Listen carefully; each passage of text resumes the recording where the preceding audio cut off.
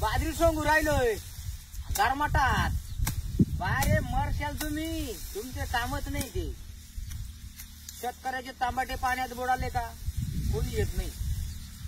आणि हाटेल बिटेलचं जर एखादं बुडालं ना खदड लगेच मदत करते. शेतकऱ्याच्या गाया मेल्या, पिकं गेले, कोणी मदत केली का? नाही ना, करणारच नाही मदत. त्यांना माहिती पुढे आहे थोडी. शेतकरी पाप केलंय ना त्यांना, इतकी मदत नाही करणार. आता जर म्हणलं ना एखाद्या हॉटेलवाल्याचं हॉटेल बुडाले लगेच मदत. आणि आपण जर म्हणलो ना थोडे दवाखान्याला पैसे देता का, काय भीक मागवतो का, आमकं करतो का, तमकं करतो का, असे उतारणे उतारा होणार. आणि जो बोकडे कापितो, हत्या करतो त्याला पैसे.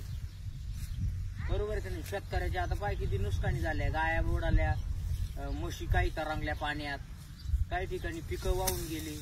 ते त्यांना त्याची काही घेणं नाही. आणि म्हणजे असे कष्ट करावं लागत आहे. थोडस बाजरी सोंगून पहा मग कळून. फुकाट बाजरीत हात घालायचा खालू. बाजरी बारीक आहे, तुला झाड आहे मग. बाजरी बारीक आहे, तू झाड झालाय ना, सोंगून पाय. असा उन्हात जर आणला ना 12-1च्या, बाजरी सोंगायच्या टायमाला ना गरमाटलंही राहते. 12-1च्या उन्हात जर सोंगायला आणला ना डायरेक्ट गडी खतमच होईल. ओढत लोय पोपटावानी, अंगात नाही जीव. अरे शेतकऱ्यांचे एवढं बेकार दृष्टी ते झालंय. त्यांना तिथे कर्जमाफी तर नाहीच नाही, पण त्यांची नुकसान भरपाई केल्यावर कोणी येते नाही.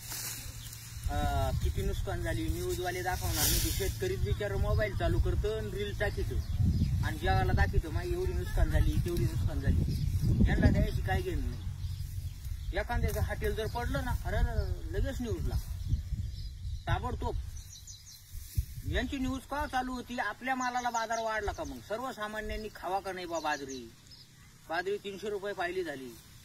सर्वसामान्यांनी असा लावणा केला का उन्हामध्ये? लादून पाय, मग सोंगून पाय, मग दाण्याचे पोते भरून पाय. अशा गरमाटात एकदा सोंगलं पाहिजे. तुला सोंगलं का तुला मडकं टांगलं डायरेक्ट नदीत. नदी नाही मेला कधी हेच कळणार नाही. त्याला तशीच बीपी वाढती. बीपी नाही, मग बीपीला बांधला का बीपी कमी होती. बीपीला बांधा, लाईट आली फुल, थोडा झटका वाचला का तेव्हा तू सुधर. शेतकऱ्यांना पीक नुकसान झाली का मग नाही कोणी येत. फक्त येत्या गावा बाजार बिजार काही तांबाट्याचे, काही कोणाचे बी सीताफळाचे, केळाचे असे वाढले का मग बोंबाळणार. मग ते कोथिंबिरीचे बाजार असू द्या, कांद्याचे असू द्या, कांद्या महागला बरं का. त्या टायमाला गडीले पोपटी ऐकती नाही कोणाची. आणि भेटू उद्या. धन्यवाद.